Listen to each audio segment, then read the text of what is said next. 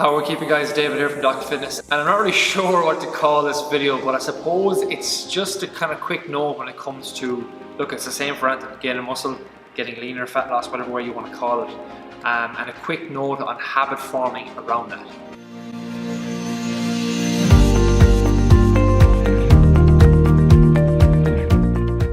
Look, I suppose what sparked this video was last week.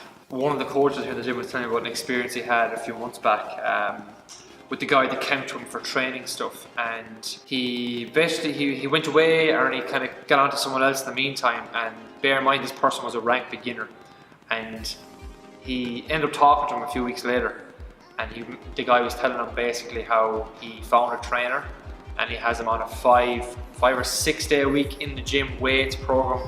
He had him on a ketogenic diet and HEPA supplements as well on top of it all.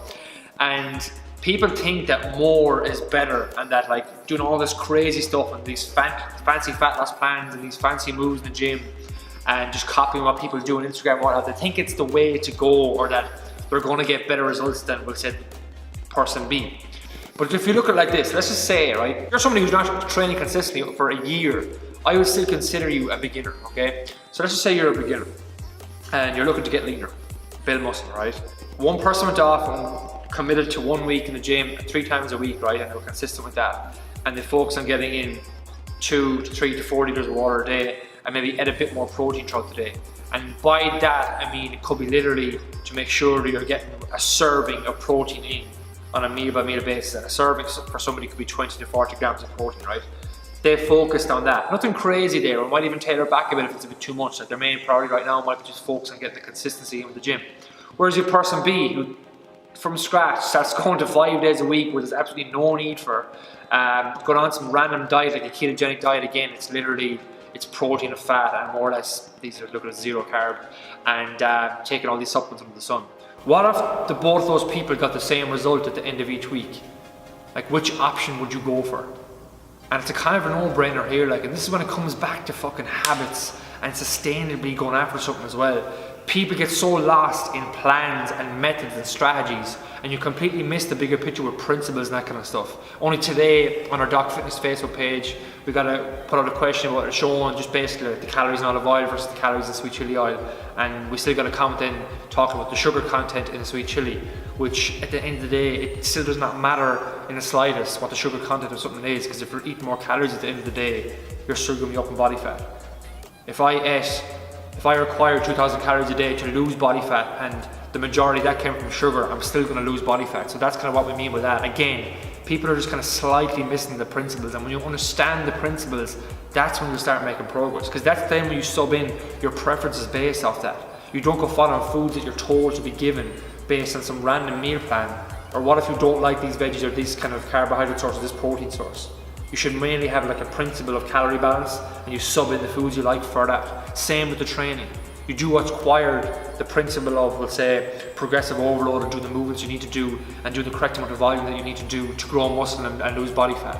And if that for you right now was only 3 days a week, why on earth would you need to go doing 5 and 6 days a week when you're not going to enjoy that? And even though great, I'd be grand for a few weeks or a few months at a time to do some fancy program, at the end of the day, how the fuck are you going to keep it up sustainable down the line? So again, look at it, it's just a note that I wanted to put out on it really. It's not really a question I got, it's something I got that I was kind of like, Jesus, are people still doing this? And they're still looking at that, like.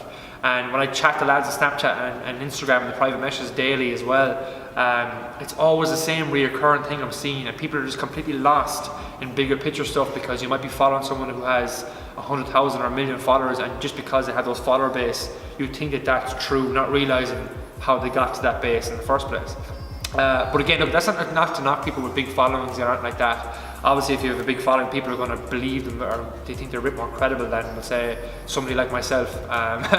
But basically, everything that we do is backed in experience, like actual science. That's not science that's biased, we'll say, and you get results from it at the end of the day. And I think as long as you're doing that, and as long as you're getting the results, and people can live real lives and enjoy socialising nights out and enjoy their training at the gym, you're just going to make better progress. So again, I suppose it's to drive home how small changes can be made and massive results can be reaped from that. If you're not getting the result, then that's when you can start doing a bit more. And over time, all of a sudden you have these massive habits created. You're prepping meals, you're eating more veggies, you're eating more fats and healthy fat sources and carb sources, all this kind of stuff, and you don't see it as a fucking chore.